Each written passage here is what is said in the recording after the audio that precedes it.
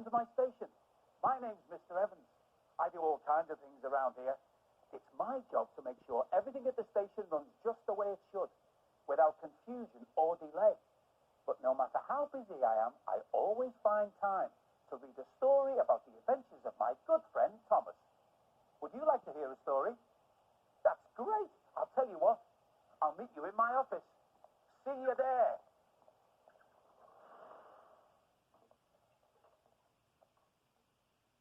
Oh, you got here before me. I'll need to be a bit faster next time. That reminds me of a story where Thomas and James tried to be as fast as they could, and their racing caused all sorts of problems. And this story has a football in it. Oops, I think we better get on with the story. This story is called A Day at the Football. It was an exciting day on the island of Sodor. Sodor United was playing Barrow in the biggest football match of the year. The Fat Controller arrived at Tidmouth's sheds. "I'm going to be the referee," he said proudly. "Thomas and James, I want you to work as a team to get the fans to the football ground at Dryle." Sodor United fans loved Thomas because his blue paint matched Sodor's blue football kit perfectly. But when James arrived at Brendam Docks, the Barrow fans were all wearing bright red. They let out a huge cheer when they saw James. James proudly pulled into Dryle next to Thomas. "Look, the Barrow fans are wearing red," puffed James. "It's Reds playing Blues at the football today. Who did you think can take their fans to the game the fastest?" Thomas asked. "Let's have a race." Thomas and James raced around Sodor. Both engines wanted to win so much, they started to make mistakes. Thomas rushed through the station, leaving the Fat Controller on the platform. Thomas was supposed to take the Fat Controller to the game.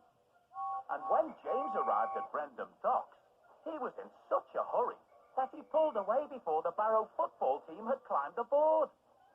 Thomas and James had no idea the trouble they had caused as they screeched to a stop at the pitch. The Fat Controller arrived with the Barrow football team. He was cross. "You were meant to work together today, not against each other," he said. "I'm giving you a yellow card as a warning. If you cause any more trouble, you will be given a red card, and you won't be allowed to watch the match." Thomas and James felt terrible. They had nearly ruined the biggest football match of the year. Suddenly the fans began booing. "The trophy is missing," cried the Fat Controller. "I don't know where I left it." "James, if we work together, we can find the trophy and be back before the game is over," said Thomas. Thomas and James hurried all over the island, looking for the trophy, but it was nowhere to be found. Finally, James screeched into Kelsthorpe Station. He'd spotted the trophy on the platform. James raced as fast as he could back to Dryle. They arrived just in time to catch the end of the match. The fans all cheered the two engines who had saved the day. "Well done, engines," cheered the Fat Controller. "You make a great team." Just then, the ball shot off the pitch and landed with a pop right in Thomas's funnel. The two friends laughed as Thomas blew the ball out of his funnel and straight into the goal. Goal! Hooray!